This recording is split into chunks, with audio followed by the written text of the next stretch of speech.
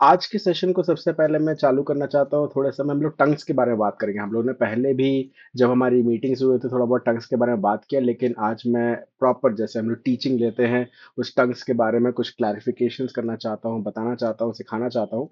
आपको पुराने मीटिंग से भी जो हमने डिस्कशंस किए हैं उससे भी कुछ बातें याद आएंगी, लेकिन आज और क्लियरली आपको जो कंफ्यूजन्स अगर कभी टंग्स को लेकर होंगी, है ना, अन्य भाषा को लेकर, क्योंकि जो आपको कंफ्यूजन कभी होगी तो उसको हम थोड़ा सा स्लो डाउन करके धीरे से जहाँ जहाँ हमको स्क्रिप्चर में टंग्स के बारे में, अन्य भाषा के बारे में मिलता है और क्या अलग अलग टाइप की भाषाएं हैं, कैसे कैसे वो काम आती हैं, किस किस स्थितियों में वो काम आई थी, उसके बारे में हम simple plain definition and conclusions को लेकर आज जाना चाहते हैं। ठीक है, तो सबसे पहला जो भविष्य वक्ता बोल रहा, भविष्यवाणी नहीं, सबसे पहले जो हमारा टंग्स के बारे में हमें मेंशन अगर कहीं पे मिलता है न्यू टेस्टामेंट में, तो प्रेरितों का काम दूसरे अध्याय में मिलता है। राइट, प्रेरितों का काम दूसरे अध्याय में हम जानते हैं कि वहां पे पिंतिकोस का दिन था और सबसे पहला जब एक्सपीरियंस हमको टंग्स में बाइबल का जहाँ मिलता है कि वहाँ चेले जो हैं पवित्र आत्मा से भग भर गए, उनके ऊपर एक आग की सी जीभ उतरते हुए दिखाई दी और सभी अन्य अन्य भाषा में बोलने लगे थे। और ये भाषाएं पहले, एक ये समझना जरूरी है कि ये भाषा उनको पहले से आती नहीं थी। तो इसका मतलब जो वो कह रहे थे उनको खुद भी समझ में नहीं आ रहा था। लेकिन जिस प्रकार के अन्य भाषा का यहाँ पे इस्तेमाल किया गया है उसको हम बोलते हैं अंग्रेजी में, अंग्रेजी नहीं, जो ग्रीक भाषा जिसका इस्तेमाल किया गया है जहाँ पे, उसको कहते हैं ग्लॉसिया, जिससे ग्लॉसरी शब्द जो आज हम लोग पढ़ते हैं, है ना, जैसे डिक्शनरी थेसोसॉरस होता है, सिनोनिम्स हम लोग पढ़ते हैं कभी कभार, है ना, पर्यायवाची, ऐसे शब्दों का हम इस्तेमाल करते हैं। ग्लॉसरी एक शब्द वहां से आता है। और उस समय का इवेंट हो क्या रहा था, एक बार मैं आपको एक चित्रण करके दिखाना चाहता हूँ कि मान लीजिए भोपाल में, जो कि इंडिया का काइंड ऑफ सेंटर है, वहां पे बहुत सारे लोग अलग अलग स्टेट से आते हैं, क्योंकि वहां पे जो हमारे ट्राइब के लोग हैं, मान लीजिए, है ना, हमारे ट्राइब के लोग अलग अलग जगह पे रहते हैं, है ना, हम लोग उरांव समाज, मुंडा समाज, जो हमारे ट्राइबल कम्युनिटी है, मान लीजिए उसमें से कुछ महाराष्ट्र में रह रहे हैं, कुछ लोग छत्तीसगढ़ में रह रहे हैं, कुछ लोग बिहार में रह रहे हैं, कुछ लोग बंगाल में रह रहे हैं। साल में एक बार वो लोग इकट्ठा हो रहे हैं या फिर एक ऐसा फेस्टिवल हो रहा है जिसको पेंतिकोस का नाम जो दिया जा रहा है इस जगह पे, राइट। और जब वो लोग इकट्ठा हो रहे हैं, क्योंकि वो लोग अपने अपने स्टेट में बहुत लंबे समय से रह चुके हैं, तो वो अपना रीजनल लैंग्वेज बोलते हैं। महाराष्ट्र के लोग मराठी में बात करते हैं, छत्तीसगढ़ के लोग छत्तीसगढ़ी में बात करते हैं, बिहार के लोग बिहारी में बात करते हैं, बंगाल के लोग बंगाली में बात करते हैं। और जब ये लोग वापस भोपाल में आते हैं जहाँ पे एक सामान्य भाषा हिंदी है, अचानक से वहां पे जो 120 चेले हैं उनके ऊपर जो पवित्र आत्मा आती है, वो उनकी रीजनल लैंग्वेज में बात करने लग जाते हैं। ठीक है, उनको नहीं समझ में आ रहा है कि वो मराठी में बात कर रहे हैं, उनको नहीं समझ में आ रहा है कि वो छत्तीसगढ़ी या बिहारी या बंगाली में बात कर रहे हैं, लेकिन जो सुन रहे थे, है ना, जो सुन रहे थे उनको समझ में आ रहा है कि हमारी रीजनल लैंग्वेज में बात कर रहे हैं। एग्जैक्टली इसी तरीके से जब वहां जिस जगह पे वो लोग इकट्ठा थे और जो ज्यूइश लोग थे, है ना, यहूदी लोग जो थे, जो तितर बितर हो गए थे, उनको एक ऐसी भाषा सुनाई दे थी जो उनके लिए एक रीजनल लैंग्वेज के समान था। वो कोई प्रार्थना नहीं थी, वो कोई मिस्ट्री नहीं था, लेकिन एक प्रकार से कह सकते एक प्रीचिंग ही थी, है ना। जो अन्य अन्य भाषा में, कोई छत्तीसगढ़ी में प्रीच कर रहा है, कोई कोई मराठी में प्रीच कर रहा है, या फिर परमेश्वर को बिहारी में वो अडोर कर रहा है। ओके, इस टाइप के लैंग्वेज को हम लोग मिशनरी लैंग्वेज भी कह सकते हैं, क्योंकि इसका पर्पस क्या है ना, मिशनरी टंग्स कह सकते हैं इसका पर्पस, क्योंकि इसका उद्देश्य ये था कि परमेश्वर चाहता था कि सुसमाचार जो है सुपर नेचुरली सभी लोगों तक पहुंचे, सभी जाति के लोगों तक पहुंचे, सभी भाषा बोलने वाले, सभी रंग रूप के लोगों तक पहुंचे। राइट, जब हम प्रकाशित वाक्य भी देखते हैं तो उस पर वही लिखा है कि हेवन जो है वो हर प्रकार के डाइवर्सिटी के लोगों के साथ वहां पर मौजूद होगा। वहां पे अलग अलग रंग रूप जाति वेशभूषा बोल लीजिए या फिर भाषाओं के लोग वहां पे उपस्थित होंगे। और परमेश्वर का ये इच्छा था, और इसको कभी कभार बहुत लोगों ने बहुत अच्छी तरीके से बेबीलोन के टावर के साथ भी बहुत से रिलेट किया है, क्योंकि बेबीलोन का टावर अगर आपको याद होगा, उत्पत्ति उसके आई गेस 5वें अध्याय, अगर मैं गलत नहीं हूं तो, उसमें बताया जाता है कि जब बेबीलोन के लोग इकट्ठे हो गए थे और वो टावर बना रहे थे, तब परमेश्वर ने वहां पे भाषा को तोड़ा था। ठीक है, भाषाओं को तोड़ा था ताकि लोग आपस में एक दूसरे की बातों को समझ ना पाए, लेकिन जैसे ही न्यू टेस्टमेंट पेंतिकोस का दिन आया तो उसने सबको वापस अपने पास बुला लिया, भाषाओं को एक कर दिया। एनीवेज, वो एक कोरिलेशन में बताने का प्रयास करता, लेकिन सबसे पहला प्रकार का टंग। अब मेरे पास लिटरली टेस्टिमनीज है, इनफैक्ट मेरे पास एक वीडियो भी है, मैं आपको दिखाना चाहता था, लेकिन टाइम को देखते हुए हम लोग उसको थोड़ा सा साइड में रखेंगे, मैं आपको वो रिसोर्स दे दूंगा। ऐसे वीडियोस है कि आज भी परमेश्वर इस मिशनरी टंग्स के गिफ्ट का यूज करता है। अब जो फर्स्ट कुरिन्थियन 12 में लिखा हुआ है वो टंग्स थोड़ा सा अलग है, 14 तक जो आपने पढ़ा है वो टंग्स अलग है, उसके बारे में हम लोग आगे बात करेंगे। लेकिन ऐसे लोगों के बारे में मैं जस्ट अभी टेस्टिमनी फिर से सुन रहा था, जहां पे एक साउथ अफ्रीका से एक व्यक्ति है जिनको 14 भाषाएं सुपर नेचुरली परमेश्वर ने एक गिफ्टिंग उनको दिया है। अगेन पर्पस क्या है? पर्पस है कि गॉस्पेल जो है सुपर नेचुरली ऐसे लोगों के बीच में भी प्रीच किया जाए जहां तक वो पहुंचा नहीं है, ऐसे भाषाओं ऐसे जातियों तक पहुंच सके, राइट, जहां तक कभी भी सुसमाचार पहुंचा नहीं है। और यही हम जानते हैं, राइट, कि यीशु मसीह का आना कब होगा, या पर वापस द्वितीय आगमन कब होगा? जब सभी लोगों तक वो चीज पहुंच जाता है। तो परमेश्वर इस गिफ्टिंग का भी जो, जिसका हम मिशनरी टंग का नाम दे सकते हैं फॉर एग्जांपल, मतलब ये कोई थ्योरेटिकल टर्म नहीं है, बस एक कहने का तरीका है ना, कि गॉस्पेल सुपर नेचुरली लोगों तक पहुंचे। ठीक है, दूसरा टाइप का टंग जो हम देख सकते हैं वो पहला कुरिन्थियों 14 में आप सभी ने पढ़ा होगा, है ना। लेकिन इसको भी मैं थोड़ा सा आ, भिन्न करना चाहूंगा कि फर्स्ट कुरिन्थियंस 12 में भी एक गिफ्ट ऑफ टंग है ना, अन्य भाषा बोलने के वरदान के बारे में लिखा है। ठीक है, तो पहले फर्स्ट कुरिन्थियंस 14 के बारे में बात करते हैं। और अगर आप मेरे साथ खोल सकते हैं, अगर कोई खोल के मेरे साथ पढ़ सकते हैं फर्स्ट कुरिन्थियंस 14, उसका सेकंड वर्स हम लोग पढ़ेंगे कि वहां क्या लिखा हुआ है ना। पहला कुरिन्थियों 14 और उसका दूसरा पद देखेंगे, अगर कोई माइक को अनम्यूट करके मेरे लिए पढ़ेंगे तो बड़ा अच्छा होगा। क्योंकि जो अन्य भाषा में बातें करता है राइट। वह मनुष्यों से नहीं राइट। परंतु परमेश्वर से बातें करता है, हाँ हाँ। इसलिए कि उसकी बातें कोई नहीं समझता, राइट। क्योंकि वह भेद की बातें आत्मा में होकर बोलता है। राइट। सो समझने का जरूरत है, ठीक है। ये एक ऐसा अन्य भाषा के बारे में यहाँ वर्णन किया गया है जिसको मैं आपको आसानी से समझाने के लिए कहूंगा, ये प्रेयर का एक भाषा है, या प्रेयर का एक लैंग्वेज है, ये एक स्पिरिचुअल लैंग्वेज है, जिसको हमने देखा कि ये लोगों से बात करने के लिए नहीं है, ये आपके पर्सनल टाइम ऑफ प्रेयर के लिए है। कुछ लोगों को जो अन्य भाषा का वरदान मिला रहता है, वो पर्सनल टाइम में, जैसे पौलुस आगे कहता है कि मैं तुम सबसे कहीं ज्यादा अन्य भाषा में बातें करता हूं। और इसका रिजल्ट क्या होता है? इसका रिजल्ट ये होता है कि वो आत्मा में होकर प्रार्थना करता है और उसके अंदर से, अंग्रेजी में एक शब्द आता है, वो अंदर से एडिफाई होता है, मतलब अंदर से शुद्ध होते जाता है पर्सनली। उस चीज में वो शुद्धिकरण के एक प्रोसेस में वो परमेश्वर के साथ आत्मा में प्रार्थना करते हुए आगे बढ़ता है। कोई इसको नहीं समझ पाता, लेकिन एक मिस्टीरियस लैंग्वेज है ना, भेद की बातें हैं जिसको सिर्फ परमेश्वर समझ पाता है। ओके। और ये एक ऐसा अन्य भाषा है जिसको आज बहुत सारे लोग एक्सपीरियंस करते हैं, राइट। बट इसके आगे हम लोग आगे जाते हैं, तीसरे टाइप के अन्य भाषा जो कि पहला कुरिन्थियों उसको 12 में लिखा है, राइट। पहला कुरिन्थियों 12 में अगर आप देखेंगे तो वहां पे एक गिफ्ट ऑफ टंग के बारे में बताया गया है, जिसको पब्लिकली, है ना, सामूहिक रूप से इस्तेमाल किया जा सकता है, लेकिन उसके ऊपर एक कंडीशन है कि इसका इंटरप्रिटेशन, इसका अनुवाद होना जरूरी है। ओके। एक हमने देखा ग्लॉसिया जो कि मिशनरी लैंग्वेज है। सेकंड हमने देखा एक ऐसा प्रेयर का स्पिरिचुअल लैंग्वेज जो मैं पर्सनल एडिफिकेशन के लिए अपने प्राइवेट टाइम पे कर सकता हूँ। और तीसरा गिफ्ट ऑफ टंग है जिसको पब्लिकली इस्तेमाल किया जा सकता है, बट उसमें इंटरप्रिटेशन होना जरूरी है।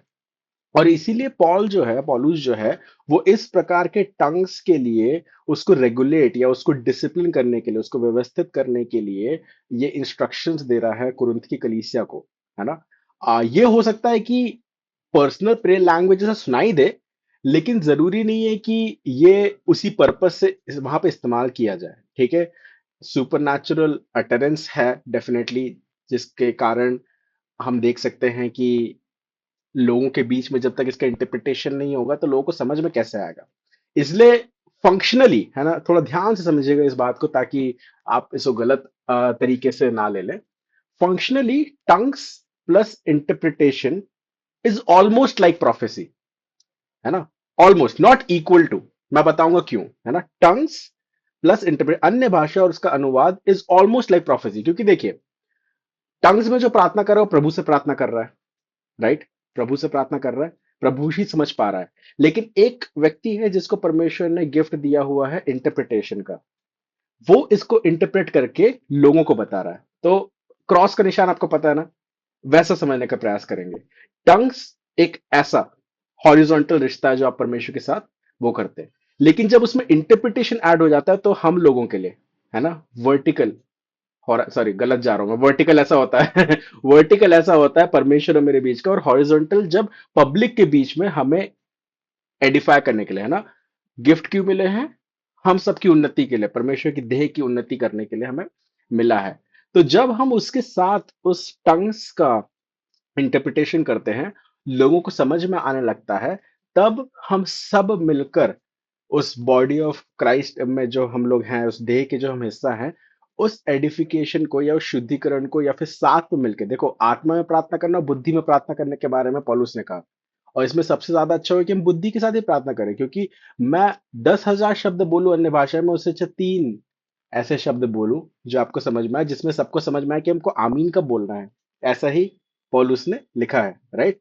तो इसीलिए वहां पे अगर पहला कुरिन्थियों 14 के 27 में आप देखेंगे, लिखा है कि वहां पे इंटरप्रिटेशन होना जरूरी है। और जैसे ही चलिए खोल लेते हैं पहला कुरिन्थियों 14 27 और 28 पद को, देखते हैं कि वहां पे क्या लिखा हुआ है।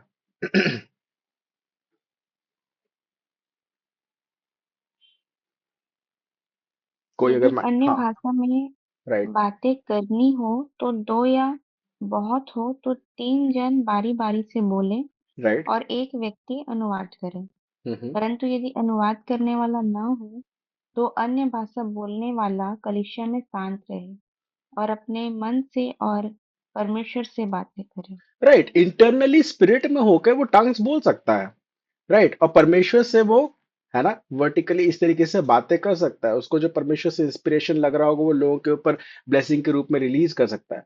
बट अगर इंटरप्रेटर ही नहीं है, तो इट इज मच बेटर कि इसलिए वो कह रहा है कि प्रोफेसी की लालसा में रहो, है ना, प्रॉफिटिक गिफ्ट या फिर प्रोफेसी को समझ के परमेश्वर से वो मानने का प्रयास करो, because that is much better, है ना। लोगों को समझ में आता है, लोगों को एडिफाई करने, डायरेक्टली उनको मिनिस्टर करने के लिए वो आसान होता है। तो तीन प्रकार के कैटेगरी हमने टंग्स के बारे में देखे।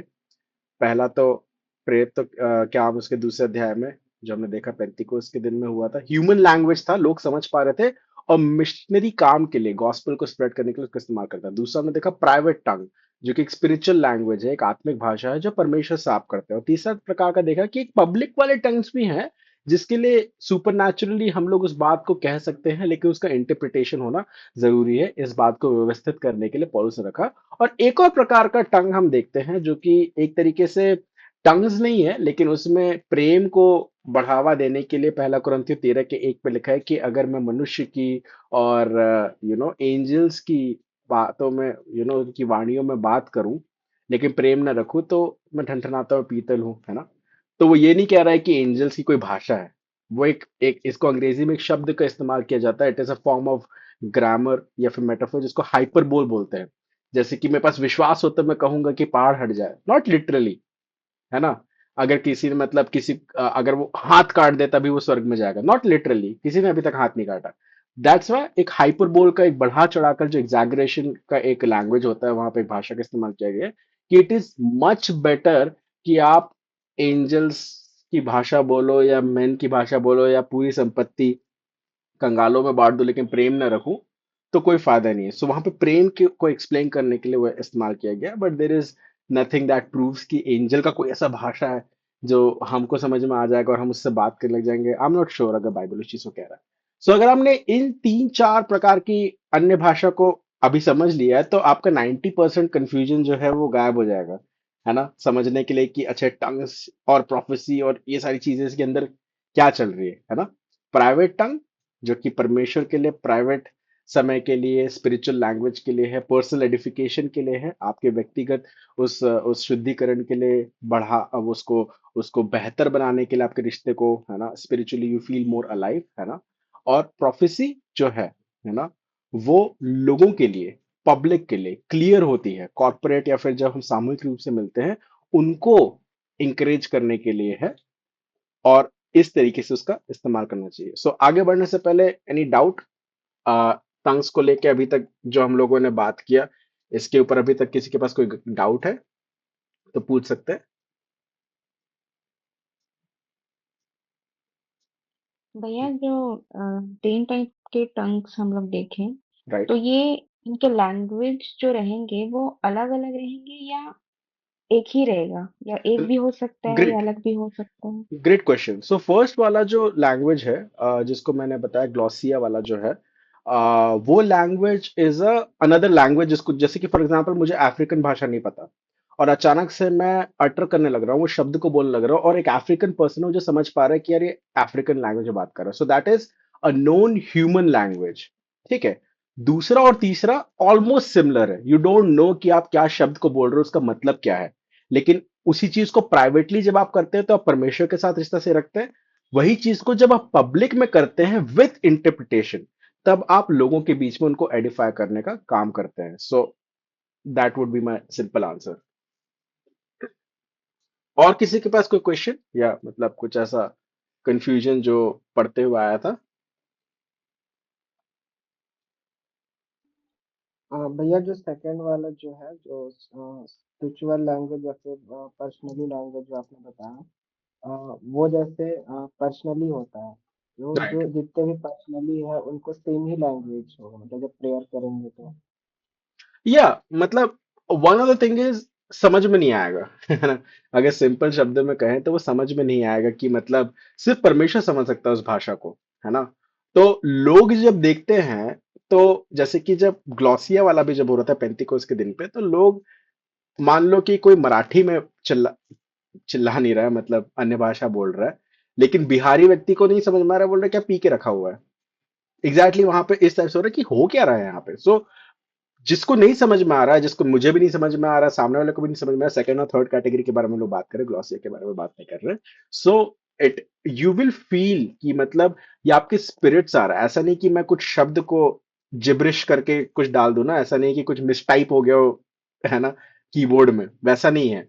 यू विल नो कि आपके स्पिरिट से, ये ह्यूमन के अंदर जो स्पिरिट होती है उससे ये प्रार्थना बाहर आ रही है। दैट इज, ये आप भी नहीं बोल रहे, you know somewhere from with in ये बातें आ रही, क्योंकि बाइबल एक जगह पे कहता है, रोमियो 8 में, कि हमें नहीं पता किस तरीके से प्रार्थना करनी चाहिए, लेकिन आत्मा खुद आहें भर भर कर रोता है ना। कहने के मतलब वो हमारे अंदर से होते हुए, है ना, जैसे बाइबल कहता है कि प्रार्थना में लगे रहो, या प्रे विदाउट सीजिंग, है ना, बिना रुके। कैसे बिना रुके प्रार्थना करते रहे, लोगों से बात करना, काम करना नहीं हो सकता, but with in the spirit आप वो प्रार्थना कंटिन्यू कर सकते हो परमेश्वर के साथ, उस कनेक्शन को स्टैब्लिश कर रखने के लिए। तो ये वैसी बात है। सो डोंट फोकस अपॉन कि क्या लैंग्वेज है, क्या वर्ड है, जस्ट नो कि स्पिरिट से you can feel that connection, वो आपके लिए एक कंफर्मेशन होगा। ओके, सो नेक्स्ट चीज जो हम लोग बात करना चाहते हैं, क्योंकि देखिए क्या होता है ना, सुपर नेचुरल के अंदर पे एक अम्ब्रेला अगर उसको समझे, तो कुछ ऐसी चीज होती है जो आपको लगेगा कि नहीं यार ये तो सुपर नेचुरली पॉसिबल है। फॉर एग्जाम्पल हीलिंग, कोई रास्ते चलते हीलिंग नहीं देखता है, it is very different in nature, है ना। नेचुरली आप किसी को, जैसे कि मान लीजिए कोई गरीब है तो उसको आप अगर कुछ दे रहे हो खाने का, that is much more natural, है ना।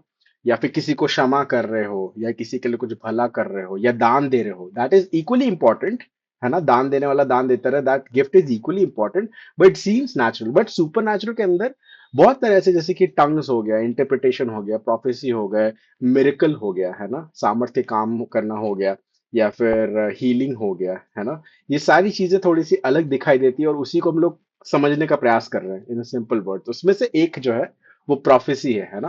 प्रोफेसी के बारे में हम लोगों ने डेफिनेशन एक बार फिर से देख लेते हैं। प्रोफेसी किसी के बिहाफ में, किसी डिवाइन के बिहाफ में बोलना, मतलब परमेश्वर के बिहाफ में उस मैसेज को पहुंचाना जो पवित्र आत्मा के द्वारा प्रेरित की जाती है।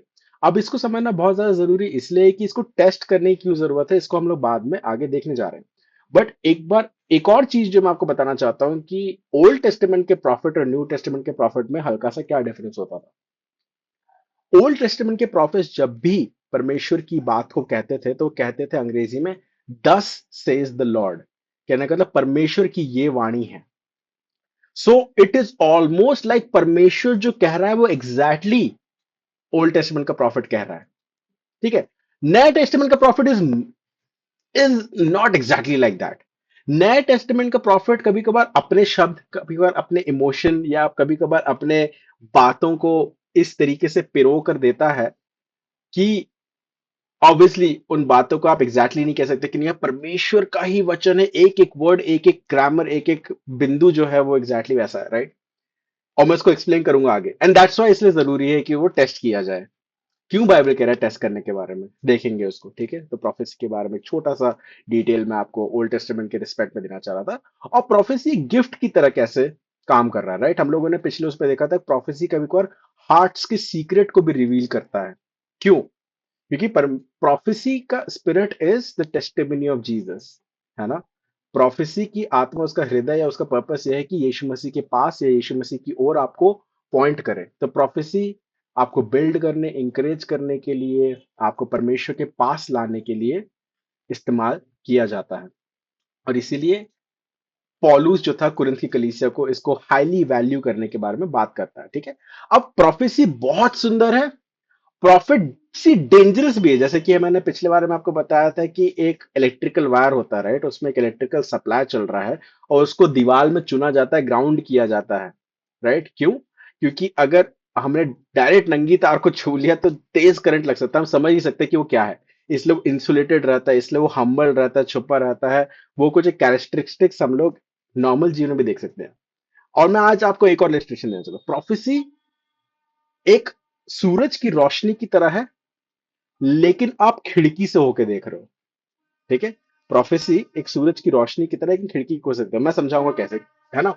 जैसे कि अभी हाल ही में मैंने अपना ब्लड टेस्ट कराया और मेरा विटामिन डी बहुत कम आया है क्योंकि मैं बाहर निकलता ही नहीं हूँ राइट।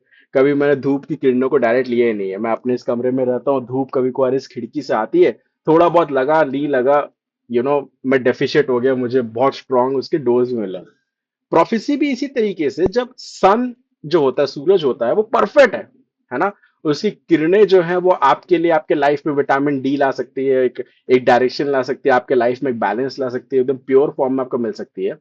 लेकिन जब आप एक विंडो से उसको देखते हो तो कभी कभार विंडो में डस्ट लगा रहता है।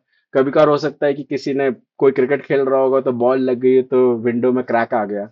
या फिर आप देख सकते हो कि आजकल तो कार में अलाउड नहीं है, लेकिन पहले के लोग टिंट करते थे अपने कांच को, है ना, कलर कर लेते थे ताकि अंदर का जो एसी है वो जल्दी ठंड ठंड उसको करे। तो बहुत बार आपको समझने की जरूरत है कि परमेश्वर का वचन जो है वो सूरज की रोशनी है, लेकिन जो भविष्यवक्ता है वो विंडो है। को समझाने का प्रयास करो, ठीक है। प्रोफेसी परमेश्वर की सूरज की किरण है, वो आप तक पहुंच जाता है, लेकिन जिस व्यक्ति का परमेश्वर इस्तेमाल करता है, ह्यूमन, वो टिंटेड है, वो क्रैक्ड हो सकता है, वो डिस्टॉर्टेड हो सकता है, उस पर डस्ट लगा हो सकता है, राइट। मैं भी आपको कुछ बोल रहा हूँ, मेरे जीवन में इतना कुछ चल रहा है, राइट। तो हम कैसे उसको टेस्ट करें कि यार ये प्रोफेसी मेरे लिए है ना। मैं भी इस कमरे के अंदर बैठा हुआ हूँ, वो सूरज की रोशनी तक पहुंचे में डेफिशिएट हो गया, राइट। मैं कैसे टेस्ट करूं कि वो सूरज की रोशनी जो प्रोफेसी है वो मेरे लिए कैसे काम में आ सकती है, ठीक है। तो सबसे पहला टेस्ट होता है स्क्रिप्चर टेस्ट, ठीक है। वचन के आधार उसको हम लोग परखेंगे। सिंपल सा कॉन्सेप्ट है, क्या जो भविष्यवाणी मुझे मिली है वो परमेश्वर के वचन के बाउंड्री के अंदर आती है नहीं। मतलब मान के देखिए, अगर आपको कोई भी ऐसी भविष्यवाणी पाप करने की ओर नहीं वो कर सकती, राइट, कि काम करो, एक बार तुम ये कर लो फिर मैं तुम्हारा काम कर दूंगा, ऐसा नहीं होता है, ठीक है। एक वचन देखते हैं, यशाया 8 उसका 20 देखते हैं। यशाया 8 उसका 20 देखते हैं, है ना। स्क्रिप्चर टेस्ट, फर्स्ट टेस्ट है स्क्रिप्चर टेस्ट। सिंपल है, ज्यादा एक्सप्लेन नहीं करूंगा। यशाया 8 उसका 20, कोई भी अगर अनम्यूट करके पढ़ सकते हैं। व्यवस्था और चेतावनी ही की चर्चा किया करो, क्यों यदि वे लोग इन वचनों के अनुसार न बोले तो निश्चय उनके लिए पाँव न फटेगी। ठीक है, मैं इसको इंग्लिश में समझाता हूँ, बहुत आसान से समझ में आएगा। Look to God's instructions and teachings, people who contradict his word, जो लोग उसके व्यवस्था से कॉन्ट्रडिक्ट करते हैं, उसके खिलाफ बोलते हैं, they are completely in dark, ठीक है, वो लोग अंधकार में हैं। अगर कोई भी चीज, देखिए मैं ये नहीं बोल रहा हूं कि वचन के बाहर प्रोफेसी नहीं होती, मतलब कहने का मतलब ऐसा नहीं कि ये वचन लिखा है तो यही आपके साथ होगा, है ना। फॉर एग्जाम्पल जैसे मैंने पिछले क्लास में बताया था कि मुझे किस लड़की से शादी करनी है या किस नौकरी को मुझे लेना चाहिए, मैं अपने लाइफ के कौन से डिसीजन को लूँ। आपको कोई ऐसा बाइबल वचन नहीं मिलेगा कि अ, आज ओमेगा लकड़ा यहाँ पे थी और उसको ये लड़के से मिलेगा, इससे ऐसा कहीं भी नहीं मिलेगा आपको बाइबल में। राइट, तो मेरा कहना वो नहीं है कि स्क्रिप्चर एग्जैक्टली वो होना चाहिए, लेकिन उसके अलाइनमेंट में बाइबल से गाइड करता हुआ, बाइबल से कि जो डायरेक्शंस है, बाइबल की जो बाउंड्री है उसके अंदर वो प्रोफेसी को होना बहुत ज्यादा जरूरी है। सेकंड टेस्ट, क्राइस्ट टेस्ट, मसीह का टेस्ट। अब मैं समझाता हूं क्या है ना। क्या ये प्रोफेसी यीशु मसीह को महिमा दे रही है या फिर किसी भविष्यवक्ता को महिमा दे रही है ना। बहुत ध्यान से समझिए, है ना। क्राइस्ट टेस्ट, मसीह का टेस्ट, क्या मतलब, या फिर दूसरा कह सकते हैं महिमा का टेस्ट कह सकते हैं आप इसको, राइट। ग्लोरी टेस्ट कह सकते हैं इसको, कि क्या ये प्रोफेसी मसीह को ग्लोरीफाई कर रही है या उस प्रोफेटिक पर्सन को ग्लोरीफाई कर रही है। ठीक है, वचन से देखते हैं। यूहन्ना उसका 16 अध्याय देखेंगे, यूहन्ना उसका 16 अध्याय और 13 से लेके 14 पढ़ेंगे। आप सभी ने ये वचन बहुत बार पढ़ा होगा, लेकिन क्योंकि हम लोग प्रोफेटिक के लाइट में इसको पढ़ने का ट्राई कर रहे हैं तो इसको समझने का प्रयास करेंगे। The gospel of John chapter 16, 13 से लेके 14 वर्स देखेंगे कि वहां क्या लिखा हुआ है। कोई अनम्यूट करके अगर पढ़ेंगे तो। परंतु जब वह अर्थात सत्य का आत्मा आएगा तो तुम्हें सब सत्य का मार्ग बताएगा, क्योंकि वह अपनी ओर से ना कहेगा, परंतु जो कुछ सुनेगा वही कहेगा, और आने वाली बातें तुम्हें बताएगा। वह मेरी महिमा करेगा, क्योंकि वह मेरी बातों में से लेकर तुम्हें बताएगा। Right, so the Holi spirit जब वो आएगा, वो सच की बातों में तुम्हें गाइड करेगा। राइट, व्यवस्था की बातों में, उसके वचन की बातों में तुम्हें गाइड करेगा। और उसका काम क्या है? राइट, उसका काम नहीं है कि उस व्यक्ति से जिससे वो बात कर रहा है या किस वस्तु से वो बात कर रहा है, किसी जानवर से वो जिसका भी इस्तेमाल कर रहा है, I am not sure. But अगर आप तक वो मैसेज पहुंच रहा है, सो उस प्रोफेसी के द्वारा या फिर उस पूरे जो प्रक्रिया और उसके द्वारा किसको महिमा मिल रही है। राइट, वो बहुत जरूरी है। ठीक है, थर्ड टेस्ट आप लिखते जाइए, देन हम लोग डिस्कशन कर सकते हैं, है ना। पर्पस टेस्ट, उद्देश्य क्या है ना। उद्देश्य का टेस्ट, उद्देश्य का परख, the purpose test. Does it produce holiness, क्या ये आपके अंदर पवित्रता लेकर आ रहा है। मतलब ये तो एग्जांपल दे रहा हूं मैं, राइट। एक वचन देखते हैं, पहला कुरिन्थियों 14 अध्याय उसका 3रा पद देखते हैं। पहला कुरिन्थियों 14 अध्याय, फर्स्ट कुरिन्थियंस चैप्टर 14 उसका 3rd वर्स देखते हैं क्या लिखा हुआ है। परंतु जो भविष्यवाणी करता है वह मनुष्यों से उन्नति और उपदेश और शांति की बातें कहता है। राइट, सो ट्रू प्रोफेसी, क्या चीजों को लाता है, क्लियरली उसका पर्पस यहाँ पे लिखा हुआ है। अगर आप प्रोफेसी रिसीव कर रहे हो, वो आपके अंदर डर लेके आ रहा है, कंफ्यूजन लेकर आ रहा है ना, गिल्ट लेके आता है ना, या फिर इस तरीके से आता है कि अरे यार मैं इसका क्या करूं, मुझे उस प्रॉफिट से जाके ही पूछना पड़ेगा या मुझे लोगों से ही पूछना पड़ेगा, है ना। अजीब टाइप की डिपेंडेंसी, एक कंट्रोल को लेके आता है, एक मैनिपुलेशन को लेके आता है, शर्म को लेके आता है। So may be that is not from God. ठीक है, प्रोफेसी है आपको स्ट्रेंथन करने के लिए, ताकतवर बनाने के लिए, आपको आपके अंदर बिल्ड करने के लिए, इंकरेजमेंट करने के लिए, एक शांति को लाने के लिए, कंफर्ट को लाने के लिए। This is the purpose of prophecy. ठीक है, पहला हमने देखा स्क्रिप्चर टेस्ट, सेकंड हमने देखा ग्लोरी टेस्ट, तीसरा हमने देखा पर्पस टेस्ट, है ना।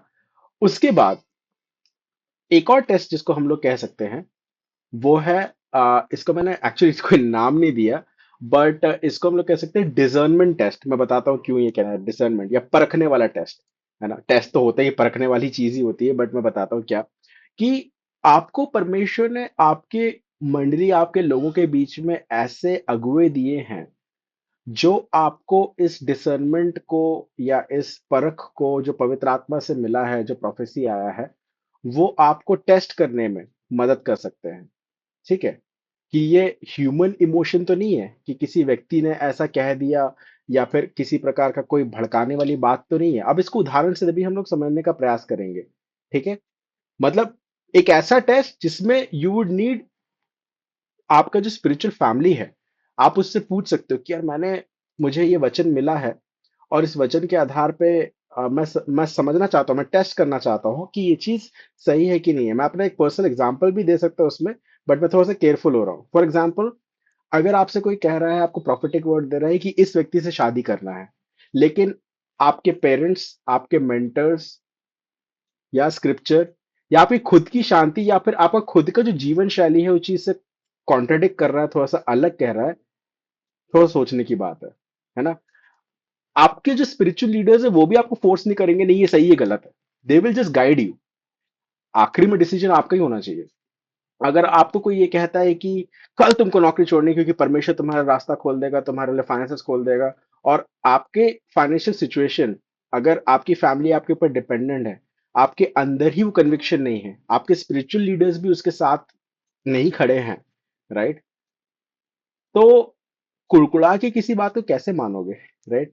कुड़कुड़ा के हम परमेश्वर की बात को लेकर कैसे, क्योंकि प्रोफेसी परमेश्वर की बुद्धि या समझ को ओवरराइड नहीं करता है, काटता नहीं है ना, वो उसका सपोर्ट करता है। क्योंकि फेथ प्रैक्टिकल होना भी जरूरी है। आप अगर याकूब की किताब पढ़ेंगे तो लिखा है कि विश्वास और कर्म साथ साथ चलते हैं, राइट। तो कोई भी ऐसी प्रोफेसी जो कि, मैं नहीं कह रहा हूं कि गलत होगी या सही होगी, बट हम लोग डिजर्नमेंट की बात कर रहे हैं। आप जब प्रोफेसी आपको मिलता है, you have to test it, आपको परखने की जरूरत है आपके जो स्पिरिचुअल लीडर्स आपको मिले हैं उनके द्वारा। एक वचन देखते हैं ना, वचन से प्रूव करते हैं ना, मेरी बात तो है नहीं। पहला कुरिन्थियों उसका 14 अध्याय उसका 29 देखेंगे, फर्स्ट कुरिन्थियंस 14 उसका 29 देखेंगे, क्या लिखा है, कोई पढ़ेंगे मेरे लिए। भविष्यद्वक्ताओं में से 2 या 3 बोले हम्म। और शेष लोग उनके वचन को परखे। शेष लोग, एग्जैक्टली मैं कह रहा हूँ ना, द शेष टेस्ट हो सकता था ये, द रिमेनिंग पीपल, जो कि रिमेनिंग नहीं मतलब द गॉडली लीडर्स जो परमेश्वर ने आपके इर्द गिर्द रखे हैं, आप उनके पास जाइए, टेस्ट कीजिए, स्क्रिप्चर से टेस्ट कीजिए, प्रार्थना में टेस्ट कीजिए, आपको इस चीज में डायरेक्शन मिलेगा। The fifth test, confirmation test, है ना, क्या ये सही में पूरा होगा भी कि नहीं, है ना। या फिर जैसे हम लोग को क्वेश्चन पूछे थे कि ये कब पूरा होगा, ठीक है, एक वचन देखते हैं। व्यवस्था विवरण उसका 18 अध्याय, ड्रूटोनॉमी उसका 18th चैप्टर हम लोग खोलेंगे, उसका 22nd verse. Actually old testament में टेस्ट ऑफ प्रॉफिट्स का लिस्ट दिया हुआ है 18 में, थोड़ा आप पहले से ही पढ़ेंगे, लेकिन मैं सिर्फ 22nd वर्स आपको पढ़ाना चाहता हूँ। व्यवस्था विवरण 18 उसका 22 देखिए वहां क्या लिखा हुआ तो पहचान यह है कि जब कोई नबी यहोवा के नाम से कुछ कहे, तब यदि वह वचन ना घटे और पूरा ना हो जाए, तो वह वचन यहोवा का कहा कहा हुआ नहीं, परंतु उस नबी ने वह बात अभिमान करके कही है, तो उससे भय न खाना। है ना। मतलब प्रॉफिट ने बिना परमेश्वर की अथॉरिटी के, या फिर परमेश्वर ने कुछ बोला भी नहीं होगा, कहा होगा, ओल्ड टेस्टामेंट में ऐसे प्रॉफिट्स थे। हमारा सिंपल सा टेस्ट ये है कि ये पूरा होगा कि नहीं, या फिर दूसरे शब्दों में कहें, क्या इस प्रॉफिट ने पहले जो कभी किसी के लिए प्रोफेसी की है वो पूरी हुई है कि नहीं हुई है, राइट। क्योंकि परमेश्वर ऐसा नहीं है कि 40% 60% 80% बोल रहा है, नहीं यार होगा नहीं होगा, होगा नहीं होगा, कोई गेम नहीं खेल रहा वो, है ना।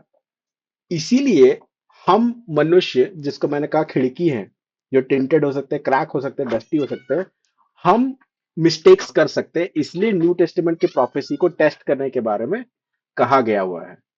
क्योंकि परमेश्वर की आवाज में कोई गड़बड़ी नहीं है, सूरज की रोशनी में विटामिन डी जो आ रहा है या वो सारी चीजें वो एकदम सही है। बट जैसे मैंने आपको बताया पुराने नियम के, एक मिनट होल्ड कीजिएगा, इसको ले लेना, पीछे लेना प्लीज। एक और छोटा प्रॉफिट आवाज लगा रहा है यहाँ से। बट हाँ तो ओके। आ, पुराने नियम में इसलिए जो प्रॉफिट्स थे वो कह सकते थे कि परमेश्वर की ये वाणी है, because they were giving it exactly. लेकिन नए टेस्टामेंट में हो सकता है प्रॉफिट कह सकते हैं कि मुझे बहुत स्ट्रांगली फील हो रहा है, लेकिन मैं गलत भी हो सकता है, लेकिन परमेश्वर मुझे ये आपको कहने के लिए कह रहा है, आप प्लीज इसको टेस्ट करिए। This is exactly the voice we want to hear, है ना। कि आई फील स्ट्रांगली परमेश्वर मुझसे कुछ बात कर रहा है, मैं गलत भी हो सकता हूँ, मैं आपसे ये बात पूछना चाहता हूँ, मैं कंफर्म करना चाहता हूँ। आई टोल्ड यू एग्जाम्पल, जब मैं गोवा में था, मैंने एक फैमिली के बारे में देखा कि उनका हस्बैंड जो है वो बेटी को और उनकी पत्नी को मारता है, and they need the Lord. और जब मैंने किसी और को बताया, मैंने उनको भी नहीं, तो वो बात सच निकली। Right, so there will be confirmation from the Lord कि वैसा हो रहा है। ओके, सो दिस इज 5 और 6 लिटमस टेस्ट कह सकता हूँ कि आप टेस्ट कैसे करेंगे कि वो सही में है या नहीं है। ठीक है। अभी तक किसी को कोई डाउट जितनी हम लोगों ने बातें की? क्योंकि इसके बाद एक लास्ट हिस्सा मैं बात करना चाहता हूँ छोटा सा, कि हमें क्या करना होगा जब हमें प्रोफेसी मिलती है। राइट, उसके बारे में मैं थोड़ा सा बात करके एंड करूंगा। बट अभी तक कोई डाउट जो आप लोगों ने देखा, टेस्ट कैसे करें, डिजर्न कैसे करें, परखें कैसे कि प्रोफेसी सही है कि नहीं ये कैसा है जो भी। राइट, आई थिंक नहीं है। आगे बढ़ते हैं। Very good. मुझे बहुत मजा आता है। देखिए क्या है कि सबसे ज्यादा आप तब सीख पाएंगे जब आप किसी और को सिखाएंगे। ये एक लर्निंग कोन का एक एक हिस्सा बोला जाता है। आपको सिर्फ 10% 30% समझ में आएगा जब आप सुनेंगे पढ़ेंगे, लेकिन आप जब सिखाएंगे, जब खुद करेंगे, तो इसलिए मुझे मजा आ रहा है कि मैं सिखा पा रहा हूँ। एंड मेरे लिए भी वो चीजें, इतनी मोटी मोटी किताबें मैं उठा के अभी स्टडी कर रहा था, because I have like by God's grace जो मुझे रिसोर्सेज मिले, आई वुड डेफिनेटली लव कि मैं उसको पास ऑन करूँ, वरना क्या मतलब इस किताबों का। Okay, what should I do when someone gives me a prophecy, है ना? जब परमेश्वर की जो भविष्यवाणी मुझे पहुंचती है तो मुझे क्या करना चाहिए? 5 बातें हैं। 5 ही है ना? 6 बातें, चलो ठीक है, 6 बातें। फर्स्ट, डोंट रिएक्ट इमोशनली, है ना? भावुक मत होइए। रिस्पॉन्ड स्पिरिचुअली या मैच्योरली, आत्मिक तरीके से, परिपक्व रीति से प्रतिक्रिया करें। देखिए, रिएक्शन और रिस्पॉन्स में फर्क होता है। रिएक्ट कैसे होता है? तुरंत, है ना? even तुरंत आदमी गुस्से में आ जाता है, फॉर एग्जाम्पल दैट्स रिएक्शन। लेकिन एक होता है कि नहीं, गुस्से वाली सिचुएशन फिर भी काम डाउन है, सोच रहा है, समझ के प्रत्युत्तर कर रहा है, रिस्पॉन्ड कर रहा है ना? ब्लाइंडली किसी भी चीज को ना एक्सेप्ट करिए, ना ब्लाइंडली किसी भी चीज को रिजेक्ट करिए। सेकंड चीज ये है कि आपको वो प्रोफेसी को लिखना है। राइट द प्रोफेसी डाउन, क्योंकि ये प्रोफेसी को जो आप लिखेंगे अपनी डायरी में, जहां पे भी आप लिखना चाहते हैं, आपको विथ टाइम, पेशेंस के साथ, समय के साथ, धैर्य रखते हुए समझ में आएगा कि आप उस प्रोफेसी को टेस्ट कर सके। राइट, आपने 6 टेस्ट देखे।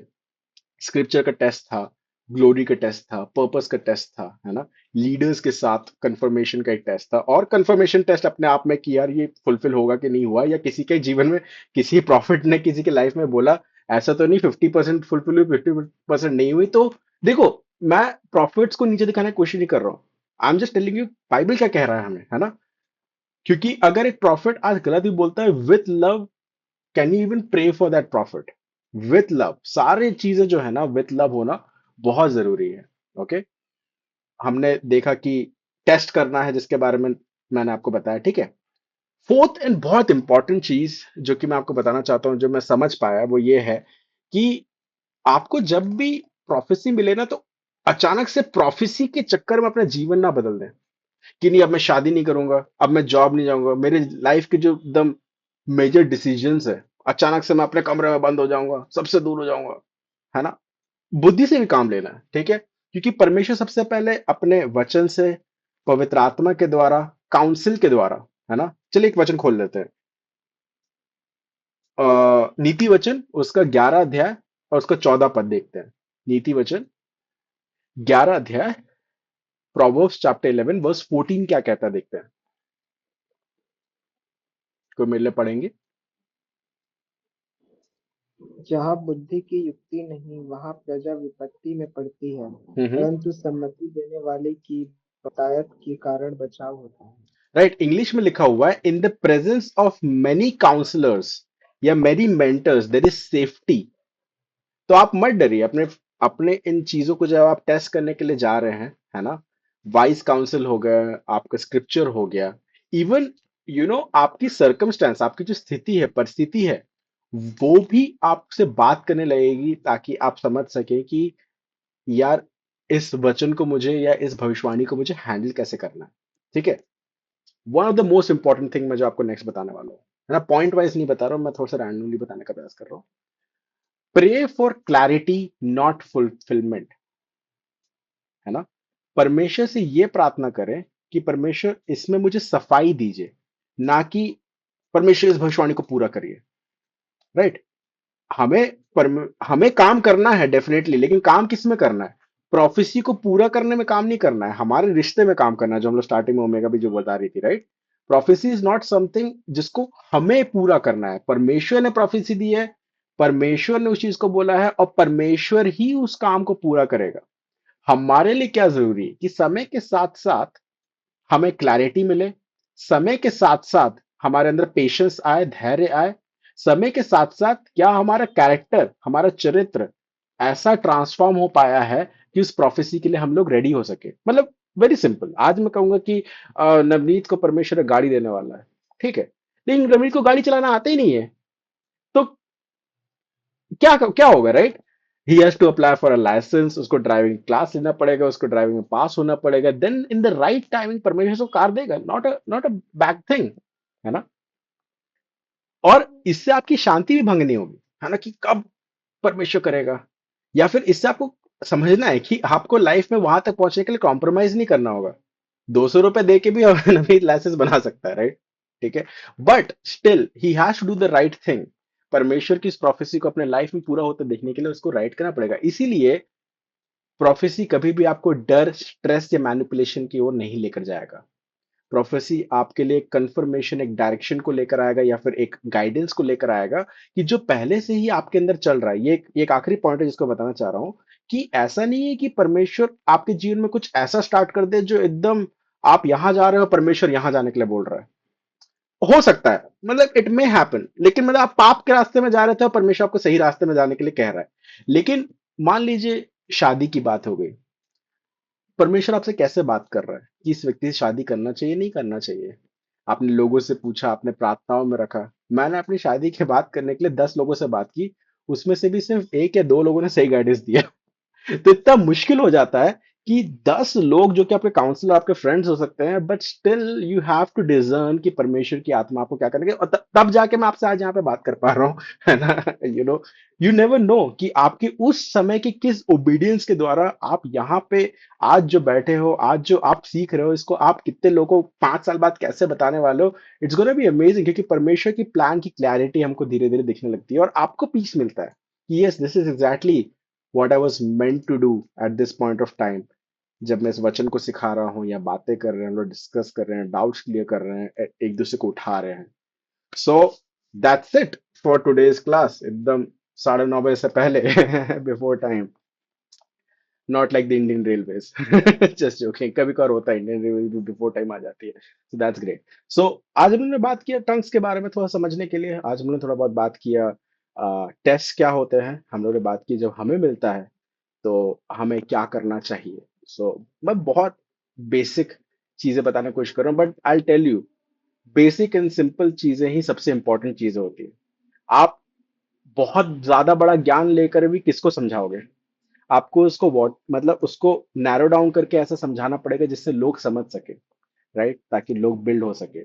सो या आज किसी के पास अभी जो हम लोग ने आज सीखा, इसको लेके क्वेश्चन है, और खासकर मतलब आप आने वाले जो एक kind of last session, let's say, मतलब हो सकता है कि हम लोग 12th को भी एक और सेशन, अगर गॉड विलिंगली अगर ऐसा हो पाता है, तो हम लोग उसको करने वाले हो सके। But this is what we have discussed so far. और आप लोग क्या चाहते हैं कि आप लोग क्या सीखना चाहते हैं, या फिर आज की क्लास को भी लेके आपके पास कुछ डाउट है तो पूछ सकते हैं। यह जो टेस्ट ऑफ प्रोफेसी है, 5 6, मैंने तो 5 लिखा है, आपने 6 बोला था। तो ओके। इसमें जितने भी जो टेस्ट है प्रोफेसी के, जो आप लोग को प्रोफेसी मिलता है, वो इन सब में आना चाहिए कि मतलब कुछ में आ रहा है, कुछ में नहीं आ रहा है? बेटर सेफ्टी के लिए तो अच्छा है कि सब में आए, दैट विल बी बेटर, है ना? मतलब it is a very good question, but मतलब कहने का मतलब खुद ही सोच के देखते हैं, है ना, कि चलो एक प्रॉफिट का जो प्रोफेसी का रिकॉर्ड भी अच्छा है, मैंने लोगों से पूछा वो भी ठीक था, मैंने पर्पस भी देखा, हाँ वो मेरी भलाई के लिए है, मैं देख रहा हूँ परमेश्वर के अनुसार भी चल रहा है, लेकिन मुझे कोई स्क्रिप्चरल वर्स नहीं मिल रहा, फॉर एग्जाम्पल, है ना? तो मैं ये बोलना चाह रहा हूँ कि prophecy will bring clarity, confusion नहीं लाएगा, है ना? वो सारे चेक टिक बॉक्स में अपने आप चला जाएगा, उसको इतना ज्यादा एक्सपेरिमेंट करके जरूरत नहीं है कि जब तक ये लिक्विड नीला कलर का नहीं होता, जब तक धुआं नहीं आता तब तक नहीं, वैसा नहीं है वो। It is very simple. वो आपकी प्रोफेसी सही होगी ना, तो वो सारे टेस्ट पास कर लेगा। ओके। और कोई क्वेश्चन? अच्छा क्वेश्चन था, मैं सोचा नहीं इस बारे में। Very nice. हाँ भैया, और एक छोटा सा था, हम्म ऐसे कंफ्यूजन था। हम्म हम्म जो पहला कोरिन्थियंस का 14 में जो उपासना में अनुसार अगर ऐसा बोल रहे थे, एक अनुवाद करने वाला है, मतलब ये सब चीजें, तो इसमें मतलब ऐसा है क्या कि उस समय की चर्चेस की स्थिति आज की तुलना में बहुत अच्छी रही होगी? ओके। मैं बीच में थोड़ा सा छूट गया था, कुछ शायद नेटवर्क की वजह से। बीच में क्या बोला था आपने, एक बार फिर से थोड़ा सा रिपीट कर सकते हो? हाँ, मतलब जो ये वाला जो उपासना और अनुशासन वाला था ना, जिसमें अगर तीन क्या अन्य भाषा बोलने वाले राइट राइट का एक अनुवाद। Right. It was actually very opposite. पॉलुस ने जानबूझ के, मतलब बहुत सारे लोगों का, और मेरा भी मानना है, मैं इतना विश्वास के साथ कह सकता हूँ कि जानबूझ के पूरे लिस्ट में, जब उसने फर्स्ट कोरिंथियंस 12 में जो लिस्ट बनाई थी ना, उसमें जानबूझ के उसने टंग्स को और उसके इंटरप्रिटेशन को लास्ट में रखा था। और जानबूझकर उसने चैप्टर्स को यहाँ पे इससे डाला है कि भाई प्रेम होना चाहिए। जानबूझ के 14th में लिखा कि नहीं, आप अन्य भाषा बोल रहे हो, इंटरप्रिटेशन होना चाहिए। क्यों? क्योंकि बहुत सारे लोग अन्य भाषा को बहुत ज्यादा स्पिरिचुअलाइज कर देते थे। ओके। उसके एक्सपीरियंस को बहुत ज्यादा स्पिरिचुअलाइज कर देते थे, और अपने आप को, प्राइड में एक स्पिरिचुअल प्राइड आ जाता है। मतलब मैं उस चीज पे, मतलब उस चीज पे हमको केयरफुल होने की जरूरत है। वही चीज को बताने की कोशिश कर रहा हूँ कि मैं अन्य भाषा बोल रहा हूँ तो मैं बाकी व्यक्ति से बेहतर नहीं हूं। जितना पवित्र आत्मा के इस वरदान के द्वारा, अन्य भाषा के द्वारा आप एडिफिकेशन पा सकते हो, प्रेम से भी आप उतना ही पा सकते हो।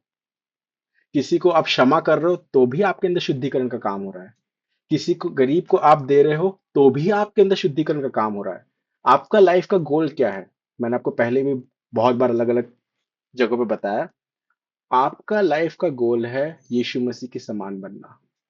अब वो आप प्रोफेसी से बन रहे हो, आप टंग से बन रहे हो, आप क्या करके बन रहे हो, आप मर के बन रहे हो, गुड। आपके लाइफ का गोल, आप पृथ्वी के ऊपर क्यों हो, राइट?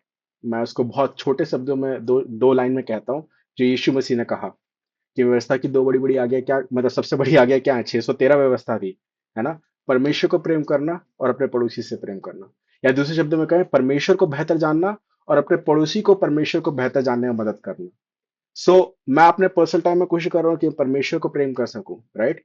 एक, क्या बोलते हैं इसको, वर्टिकल रिलेशनशिप को सही कर सकूं, और साथ में एक हॉरिजॉन्टली मैं आपको भी हेल्प कर सकूं कि आप बेटर समझ सको प्रोफेसी के बारे में, या वर्ड के बारे में, या किसी और चीज के बारे में जो शायद मुझे नहीं पता हो। मैं स्टडी करूं, मेरे पास जो रिसोर्सेज है उसके साथ साथ मैं आपको वो दे सकूं जो बाइबल आधारित है ना?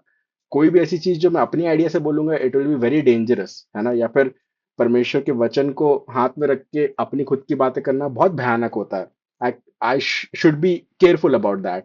और इसलिए मैं कोशिश कर रहा हूँ कि बाइबल जो कह रहा है उसके अकॉर्डिंगली आपको दे सकूं। एंड मैं यहाँ तक अपने आप को हम्बल करता हूं कि हो सकता है कि आज जो मैंने बताया मैं खुद उसको सुनूं तो उसमें कुछ गलती निकल जाए, मैं नेक्स्ट वीडियो में आके आपको बोल रहा हूँ ऐसा ऐसा था। बट मैं जब केयरफुली उसको कंस्ट्रक्ट कर रहा था, आई बिलीव कि ऐसा कुछ नहीं था, जब मैं इंस्पायर होके इन सारी चीजों को आपको बताना चाह रहा था। सो उस समय की कलीसिया तो इट वाज इवन वर्स।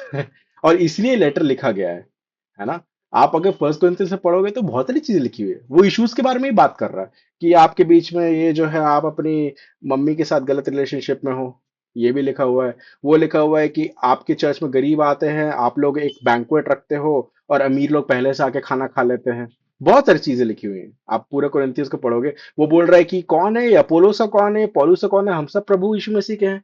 कौन अपना पार्टी चालू कर रहा है, वो सारे कंफ्यूजन को दूर करने के लिए कर रहा था। And these three chapters, chapter 12, chapter 13, chapter 14, intentionally पॉलुस ने ऐसे रखे हुए हैं कि भाई, आप स्पिरिचुअल गिफ्ट्स में एक्सरसाइज कर रहे हो, that is not a problem, but it should be disciplined. इस तरीके से एक्सरसाइज मत करो कि वो इमेच्योर लगे, है ना? वरना तो डिस्को में भी बहुत लोग नाचते है ना? और चर्च में भी लोग नाचते हैं। लेकिन एक डिसिप्लिन हो सकता है कि किस तरीके से किस चीज को अप्रिशिएट किया जाए। हाँ, दाऊद भी नाचा था, that was a separate case. दाऊद जैसे आप अपने कमरे में नाचो ना, एकदम कपड़े उतरने देता, कोई दिक्कत नहीं। वो परमेश्वर के लिए नाच रहे हैं, लोगों को दिखाने के लिए तो नहीं नाच रहे हैं। सो दैट्स वाई, मतलब ये सारी चीजें जो है, पॉइंट करना चाहिए परमेश्वर की ओर, और एडिफिकेशन जो हम लोग बात करते हैं ना, शुद्धिकरण की ओर, है ना। बहुत सिंपल सा एक चीज बताता हूँ। यीशु मसीह के साथ जब हम लोग उस पर विश्वास किया, उसके क्रूस के काम पे, वो मरा, तीसरे दिन जी उठा, उसने हमने पवित्र आत्मा को दिया, है ना। हमारा काम सिर्फ उतना नहीं था कि यीशु मसीह पे विश्वास कर लें, वरना वो हमारा उद्धारकर्ता हुआ, वो हमारा प्रभु नहीं हुआ। हमारा प्रभु कैसे बनेगा? जब उसकी पवित्र आत्मा हमको उसकी जो बातें से सिखाई उसको मानने में हमारी मदद करेगा। तो ये जो मदद करने का पूरा जर्नी है ना, इसी को पौलुस कहता है दौड़। मैंने अपनी कुश्ती, मैंने अपने रेस को, मैंने अपनी जर्नी को खत्म किया। हम सब उस जर्नी के अंदर है अभी। ओके, और उसमें से एक हिस्से को समझने का, प्रोफेसी के बारे में समझने से ट्राई कर रहे हैं। मेरा पर्सनली मैं एक चीज पर सीखना चाहती हूँ कि राइट।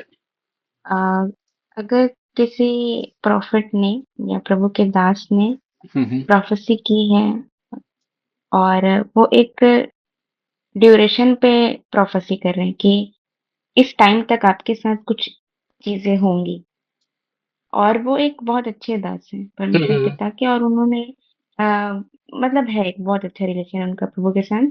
तो वैसा इंसान जब हमें प्रोफेसी देता है कुछ टाइम को लेकर के कि इस टाइम तक आपके साथ ये होगा, बट वो नहीं हो पाता, हम्म। तो उस पे हम कैसा रिएक्ट करें या फिर हम क्या करें? राइट। सो तो हाँ, बोलो बोलो, और कुछ कंटिन्यू कर रहे थे क्या? अ, अब मतलब इसमें बहुत सारे डाउट्स ऐसे आते हैं, शायद शायद नहीं, कई बार शैतान ही डालता है कि हो सकता है कि उस इंसान ने वो गलती करी है कुछ, इसलिए वो चीजें पूरी नहीं हो पाई। लेकिन मेरे को वो चीजें बहुत ज्यादा मेरे को हाईलाइट हुआ जब आप मेरे को ये बताए थे, मतलब इस सेशन में ये बताए थे, लास्ट सेशन में, कि जब कोई प्रोफेसी मिलता है तो हमें उस पे काम करना है, हम्म। मतलब हमें पिता के साथ रिलेशन राइट। बिल्डअप करना है। राइट। एंड तो इसलिए मैंने आज फिर कहा। अगर हाँ हाँ, बताओ बताओ, कंटिन्यू करो। हम्म।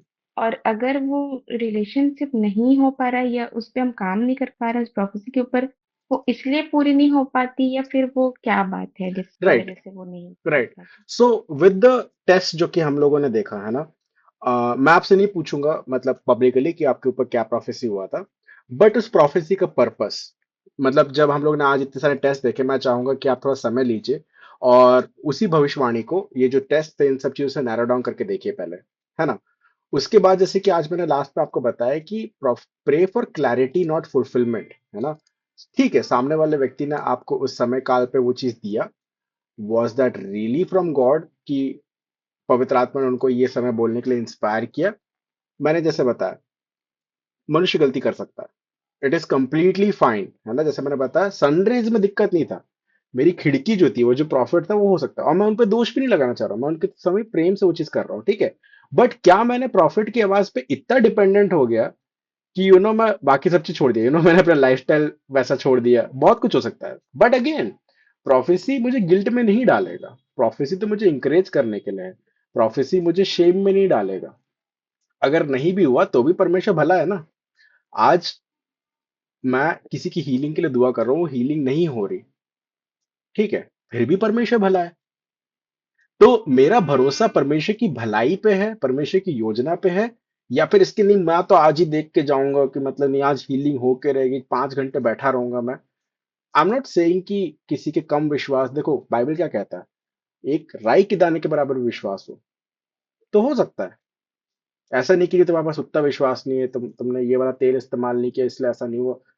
ऐसा ऐसा नहीं होता है, मतलब इन माई अंडरस्टैंडिंग, मैं जब बाइबल को देखता हूँ, मुझे नहीं लगता, है ना। सो है, तो मतलब उन उन प्रॉफिट के बारे में नहीं कह रहा हूं मैं। झूठी शिक्षाएं हैं, झूठी अवधारणाएं हैं, ऐसी बातें हैं जो आधी अधूरी हम लोग ने सीखी है, समझने का प्रयास किया है। So why don't you go personally, आप पहले तो वो जो 6 चीजों के हमने टेस्ट देखे, है ना। For example, just for example, आप ओपनली इस चीज को बता सकते हो, क्या आपने किसी मेच्योर व्यक्ति से अपने भविष्यवाणी को टेस्ट करने का प्रयास किया, बता के कि यार ऐसा हुआ था, you also pray with me, ऐसा ट्राई किया आपने? हाँ भैया।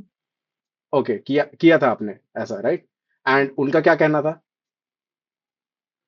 उनका भी उस प्रोफेसी पे लेके बिलीव था, क्योंकि क्योंकि वो बिलीव करने जैसा ही था, राइट बहुत राइट राइट ज्यादा। Right. Definitely. So it's okay. मतलब ऐसा नहीं कि परमेश्वर मुंह मोड़ लेता है, मैंने कुछ बोला और मैं नहीं करूंगा, ऐसा कुछ भी नहीं है ना। बट द थिंग इज, मतलब it's I understand the tension जो यहाँ पे क्रिएट हो रहा है, राइट? कि मतलब यार हम लोग काफी स्ट्रांगली ये चीज वो कर रहे थे। बट मे बी इसे सीखने वाली बात ये है कि we should not probably tell the time, है ना। कोई स्टैम्प पेपर में तो मैं प्रोफेसर लिख के नहीं दे सकता हूँ ना, कि आप अगले दिन आके स्टैम्प पेपर में जो नहीं आपने ये बोला था नहीं हुआ है तो अब इसका जुर्माना ऐसा है। जनरली ओल्ड टेस्टामेंट में अगर गलत प्रोफेस हुआ तो पथराव मार के मार दिया जाता था, दैट वाज द रूल। आज हमारे पास वो चीज नहीं है क्योंकि ग्रेस इतना ज्यादा है। बट स्टिल मैं ऐसा नहीं बोल रहा हूँ किसकी गलती नहीं है, right? What have we learned through that pain, है ना। हर पेन के पीछे भी पर्पस होता है। मान लो कि उस प्रोफेसी के पूरे ना होने के कारण आपके अंदर कोई पेन हुआ या हर्ट हुआ, क्या या डिसअपॉइंटमेंट भी हुआ, तो उस डिसअपॉइंटमेंट का कारण, मतलब उसका उसका उद्देश्य क्या है ना। कभी हमें कभी कभार परमेश्वर हमारे जीवन में स्थितियां अलाउ करता है, वो स्थिति सही नहीं लग रही है, बट स्टिल उस स्थिति के द्वारा परमेश्वर अपने करीब हमको लेकर आ रहा है, तो बुरा क्या है? So Lord has all the rights, है ना। आज हम मनुष्यों के बोलते नहीं है मेरा हक है जानने का, क्यों नहीं हुआ ऐसा। लेकिन वास्तविकता में तो उसने हमको बनाया, इतना हक भी नहीं होना चाहिए पूछने का। So this lot of things. हम शायद हम्बल हो सकते हैं उस जर्नी में, हम परमेश्वर के पास आ सकते हैं उस जर्नी में। हो सकता है कि यू you नो आपके लिए वो प्रोसेस रहा हो कि क्षमा कैसे करना है किसी भी चीज को लेके, बहुत सारी चीज हो सकती है। So there is lot of positives honestly speaking, है ना, जिसके बारे में हम लोग डिस्कस कर सकते हैं जब ऐसे सिचुएशन आते हैं। But at the same time don't be dishearten. परमेश्वर का योजना, परमेश्वर का प्लान इज बिगर देन परमेश्वर का प्रोफेसी, आई वुड से, है ना। पूरे लाइफ के लिए आप परमेश्वर का प्लान जानोगे और एक क्षण के लिए उसका प्रोफेसी जानोगे, I would go for the plan. मेरे लिए परमेश्वर का प्लान या पर्पस जानना would be much more better.